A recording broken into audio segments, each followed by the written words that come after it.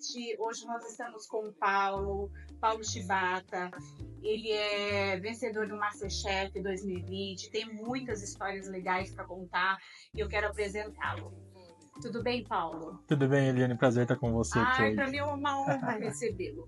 Queria que você contasse um pouquinho pro pessoal como que foi essa sua experiência, ou se você já vinha com isso desde criança, como que foi a sua infância um pouquinho. Vamos contar um pouquinho de lá de trás.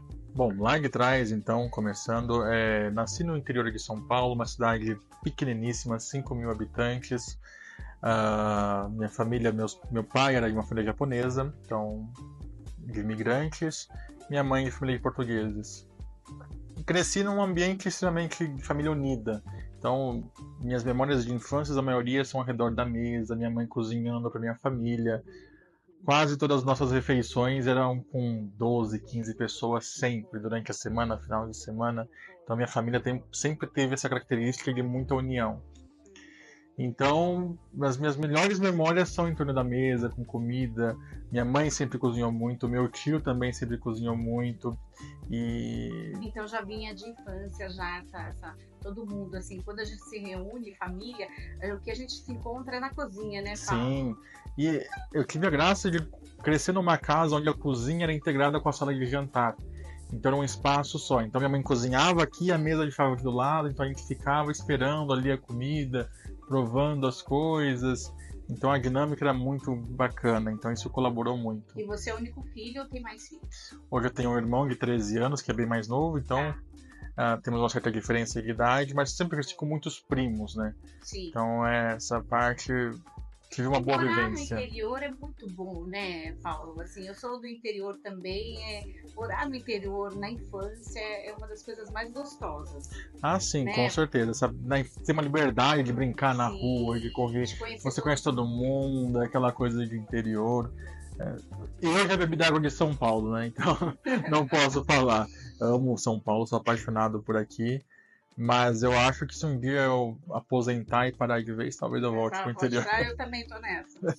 Então, e aí, pessoal, eu queria que ele contasse um pouquinho, porque ele chegou a fazer medicina antes de chegar até o MasterChef 2020, vencedor 2020. Eu queria que você contasse essa parte da sua vida para nós. Bom, então, 17 anos terminei o colegial, aquela fase de vestibular. E aí tava todo ansioso, né? O que eu vou fazer? Aí eu falei, acho que eu vou fazer gastronomia. Aí eu falei pros meus pais, aí imagina, né? Meu pai, a vida inteira estudou em colégio particular, fazia um monte de atividades, dava 3, 4 línguas. Mas você foi preparado para fazer gastronomia? Como assim? Pra cozinhar, né, Paulo? Pra cozinhar, pra ficar esquentando a barriga no fogão? Cozinhar, fazer medicina. Eu falei, então tá bom, não vou fazer gastronomia, eu vou fazer medicina. E aí acabei passando já com 17 anos na faculdade e começou-se a saga da faculdade de medicina. Gostava do que eu fazia, não vou falar que eu não gostava, sempre fui muito dedicado aos meus estudos, passei muito tempo me concentrando na área acadêmica, produzindo trabalhos, fazendo pesquisa, isso sempre me agradou muito. Ia para congresso levar trabalhos para apresentar, mas eu sempre tinha em mente, vou me formar e vou entregar o diploma para os pais e vou para gastronomia. Isso era muito claro para mim. E aí, em 2020, quando eu participei do MasterChef, quando eu tive que fazer aquela escolha, eu parei e pensei, quando eu tiver 80 anos, como eu me vejo? Num centro cirúrgico ou numa cozinha? Numa cozinha. Então não tem mais jeito. O amor já é pela cozinha. Sim, eu acredito muito na vocação das coisas. Eu falo, acho que isso me despertou. Acho que teria sido um bom médico, mas eu acho que a minha realização plena como pessoa se encontra na gastronomia. E você foi até o 5º? Tava no 5º ano, comecei o internato. Reta final. E aí que foi 2020 que você entrou no curso do MasterChef. Isso, foi em 2020. E aí, quando começou as gravações do programa, eu tinha que optar, ou ia pra faculdade ou gravava o programa. Aí eu falei, bom, então vai ser o programa. E desde então nunca mais saí da estrada. Pra voltar pros pais, assim, né? Pro pai, né? Porque o pai que queria, né? Porque os pais têm aquele sonho, né, Paulo? Eu quero que meu filho faça tal coisa, né? E aí quando o filho começa e para naquela coisa, deve ter ficado meio ou não. Eu acho que no meu caso, eu tive esse privilégio de estar participando de um programa que tem uma exposição internacional. Eu tinha um embasamento no que eu estava escolhendo, sabe? Não era um risco que eu iria Ia correr. largar, não ia fazer Não sei o que eu vou fazer, tô perdido. Não, eu tô trocando uma coisa que é certa, que eu sei do que eu quero. Então eu acho que isso trouxe um conforto maior para meus pais em me apoiarem. Eu sempre fui muito consciente dessa vontade dos meus pais de quererem o melhor para mim. Então, nunca vi isso com maus olhos. Mas isso foi muito importante, esse apoio deles entenderem o meu lado também e falar, não, nós vamos te apoiar. Para mim isso foi fundamental. E depois do MasterChef também eu sempre percebi que no meu Instagram tinha dois times. As pessoas... Eu fui dormir um dia com 800 seguidores e acordei com 10 mil seguidores. E aí tinham 2 times no meu Instagram. É que você tava ali no centro, né, Paulo? Todo mundo viu. Quem não assistiu o MasterChef? Sim. Todos assistiam. E aí tinham 2 times, aquelas pessoas que falavam, você é maluco, vai largar a faculdade no 5º ano, como assim? Termina, depois você vai pra gastronomia. Por outro lado, eu via muitos jovens, queria tanto fazer artes, mas tinha que fazer engenharia porque minha família quer. Queria fazer música, mas estou fazendo direito. Porque a família sempre quer. Sim.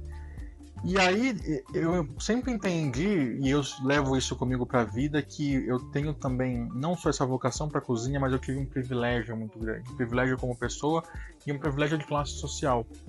Porque eu sei que a realidade do brasileiro não é essa de cada um poder escolher sua vocação e sua profissão. As pessoas, infelizmente, no Brasil, elas precisam escolher pensando: posso pagar esse curso? Quanto eu vou ganhar para sustentar minha família?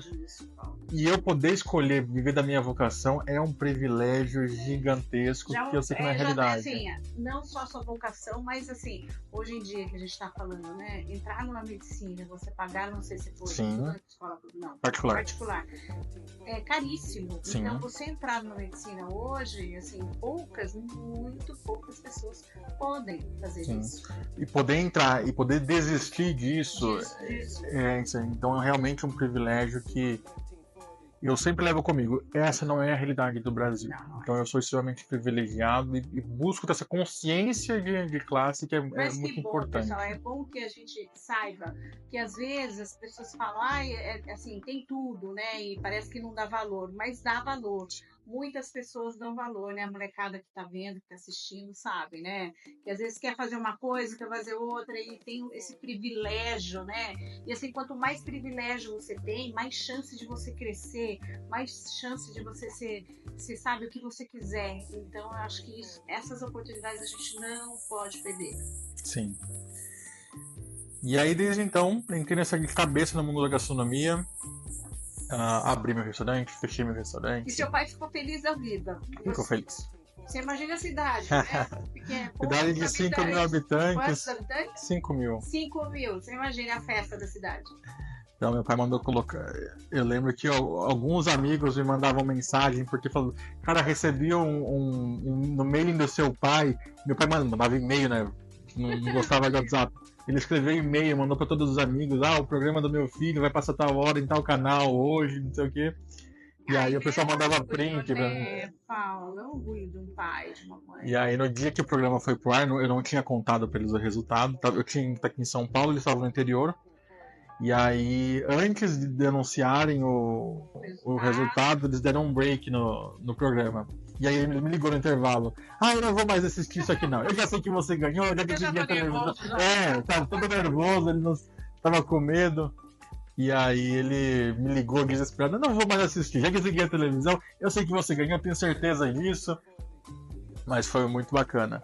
E aí o meu pai virou um fã de MasterChef, porque ele acompanhava e ele me ligava pra comentar. Tipo, você viu o que aquele cara fez? Nossa, imagina, você fazia aquilo lá super tranquilo, o cara não sabe fazer, o cara errou o ponto da carne. Orgulho do filho, do pai. E aí ele ficou... E meu pai sempre foi uma pessoa que me motivou a cozinhar muito. Nós morávamos no interior, meu pai detestava vir pra São Paulo. Ele tinha pavor de vir pra São Paulo. Por conta do trânsito. Eu gosto mesmo, viu? Meu pai ele nasceu aqui, cresceu aqui, mas não gostava de vir por conta de trânsito, porque ele não tinha paciência. Mas ele gostava de comer bem. Aí ele falava, vai pra São Paulo, eu te dou o dinheiro, você compra tudo que você precisa de cozinhar e vem fazer aqui pra mim. Então eu vinha para São Paulo, em que embora passava no Mercadão, enchia um isopor com frutos do mar, carnes exóticas, e ia pro interior e ficava cozinhando cada dia um prato diferente para ele. E aí, eu e minha mãe, que gosta muito de comer coisas simples, nós tínhamos uma cozinheira em casa que fazia comida pra gente e eu fazia comida do meu pai. Só pro meu pai. Casa pra ele. E foi uma oportunidade de eu treinar muitos pratos diferentes. Eu fiz codorna, fiz avestruz, fiz javali, fazia muita coisa diferente. Vamos gravar um dia lá no restaurante dele. Será um prazer. Nossa, o restaurante dele, pegar receitinha no restaurante dele. Não é, Paulo? Sim, por favor. E assim, e aí você contou até a história do seu pai, né? Seu pai faleceu na pandemia. Na pandemia, né? De isso. Covid. De Covid, sim. De Covid. Mas ele era advogado, isso? Ele se formou em Direito aqui em São Paulo, e aí ele montou um escritório, atendeu durante um ano, e depois de um ano ele não quis mais atender e foi vender batata no Ceasa. Olha isso, gente.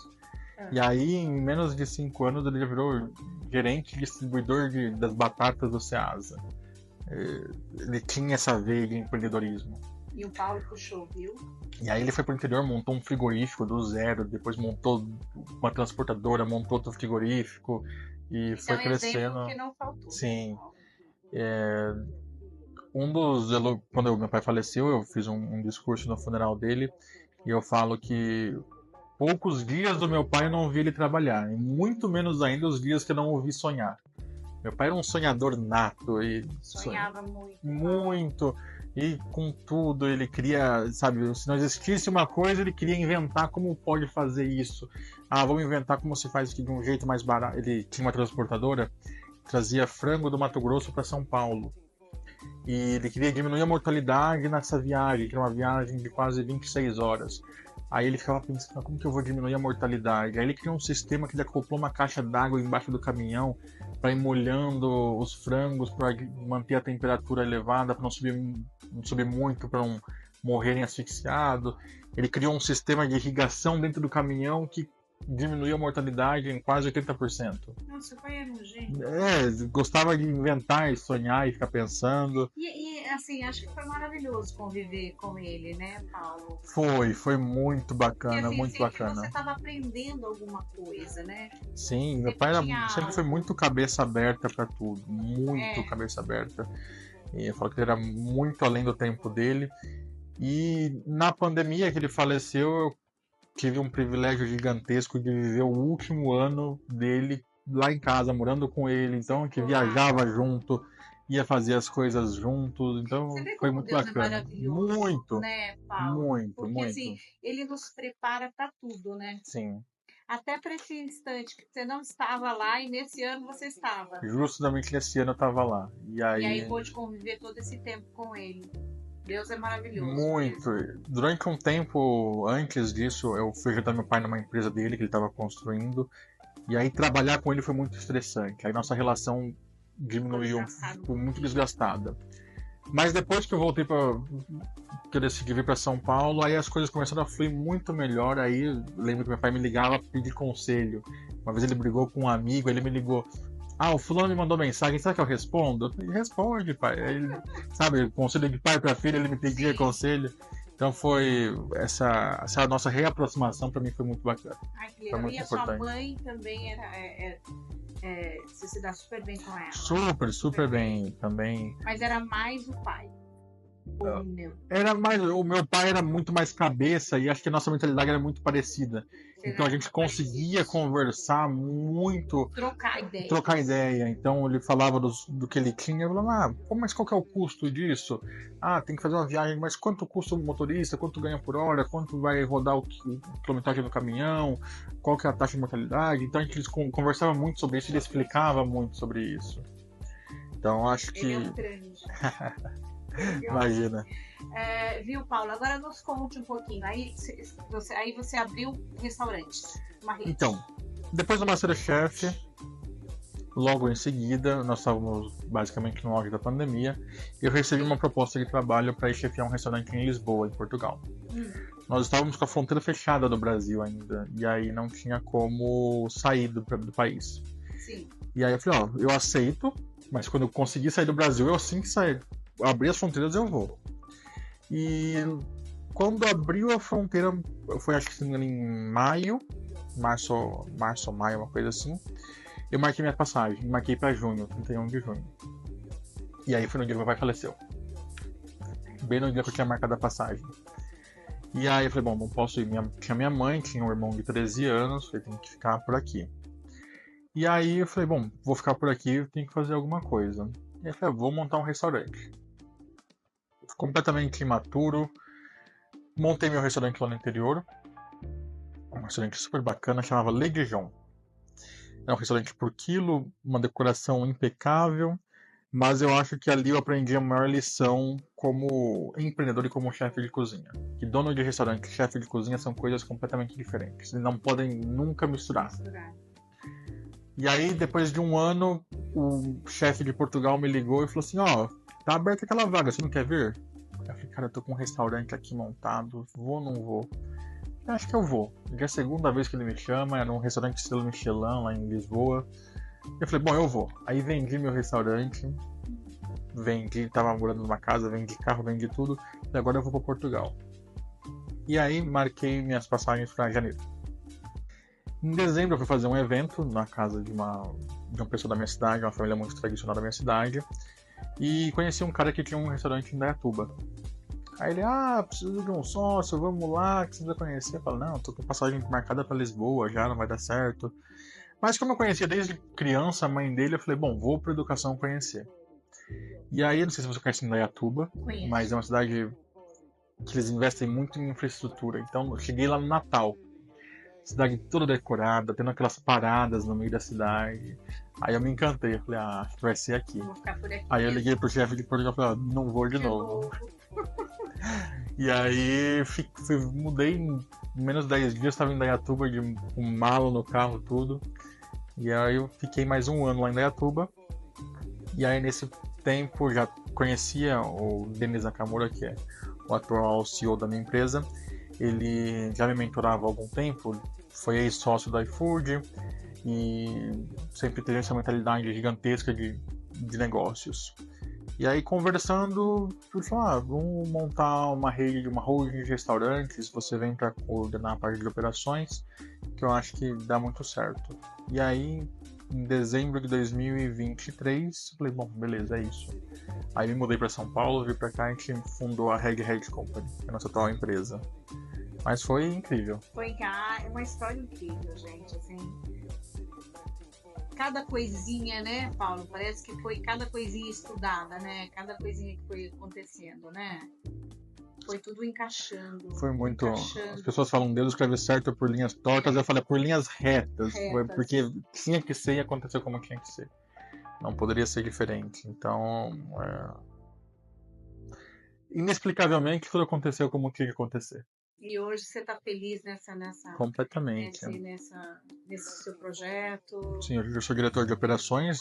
A Reg é basicamente um fundo de investimentos em restaurantes. Nós temos 128 operações no Brasil. Conte um pouquinho dos fundos de investimento para nós. Basicamente, o que a gente entendeu no mercado de restaurantes? Tudo que a gente vê de mercado no Brasil, a gente se inspira muito no mercado americano.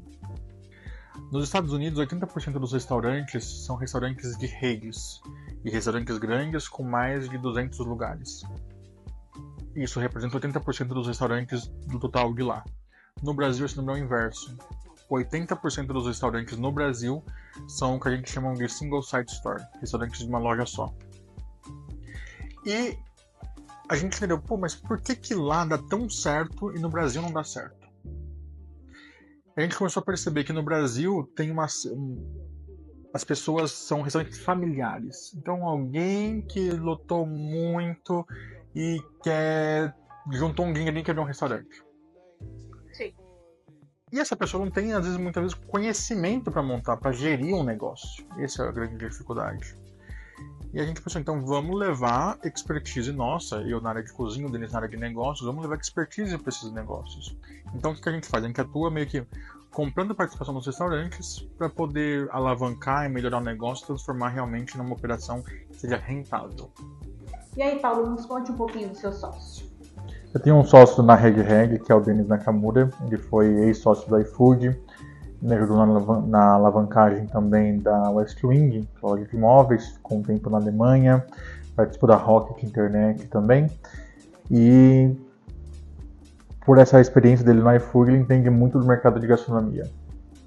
E aí, juntou a minha parte operacional com a de gestão, nós E deu um estamos... belo de uma dupla, né? Acho que deu uma boa dupla. E aí, Red vem justamente por conta disso. Vermelho do iFood e vermelho do Masterchef. Ai, que legal, gente. É uma história super bacana, super legal. Acho que é uma história assim, inspiradora mesmo, de verdade. Assim. Começou de um jeito e terminou bem diferente. Está sendo escrita ainda. Está sendo escrita, tem muitos capítulos ainda para acontecer, mas acho que isso é bacana. E para que entenda, né, Paulo, que tudo, assim, a gente fala, piegas, mas não é tudo, assim, bem certinho, colocado bem certinho tudo na vida, né? Muito. Porque a gente pensa uma coisa e daqui a pouco a vida muda muito, né? Porque você pensou uma coisa e você terminou com outra, não é? E no final, acho que as coisas se caminham para dar certo, né? E é muito clichê o que eu vou falar, mas é Sim. muito realidade. As pessoas costumam dizer que faça alguma coisa que você goste, que você não vai trabalhar nenhum dia da sua vida. E eu percebo isso muito hoje. Nossa, todos os meus dias parece que eu estou de férias, porque eu trabalho, estou fazendo algo que eu gosto, eu trabalho com comida, estou sempre em restaurante, estou conversando com pessoas. No final do dia, tenho um cansaço físico, mas mentalmente, eu falo, pô, que dia bacana, como foi produtivo isso aqui. Que legal fazer parte disso. E a nossa responsabilidade também é muito grande. Quando a gente vê, nós temos 128 restaurantes, são quase 1.500 colaboradores direto e indiretamente. Então é muita coisa, tem muita responsabilidade. E aí quando você vê dar resultado... Menino novo. 28 anos. 28 anos, gente, novinho. Mas quase um ancião. Novinho, gente. 28 anos. Olha que coisa maravilhosa, assim. Eu acho que quando a gente tem sonhos, né? Eu acho que os sonhos nos levam a qualquer lugar. Meu pai sempre falava, sonhar baixo e sonhar alto é o mesmo preço. É, né, Paulo? Mesma coisa. Então, sonha alto. Molecada, tem que sonhar alto. Mas eu quero agradecer muito imensamente, viu, Paulo, por você disponibilizar um pouquinho do seu tempo para nós aqui, para contar um pouquinho da sua história.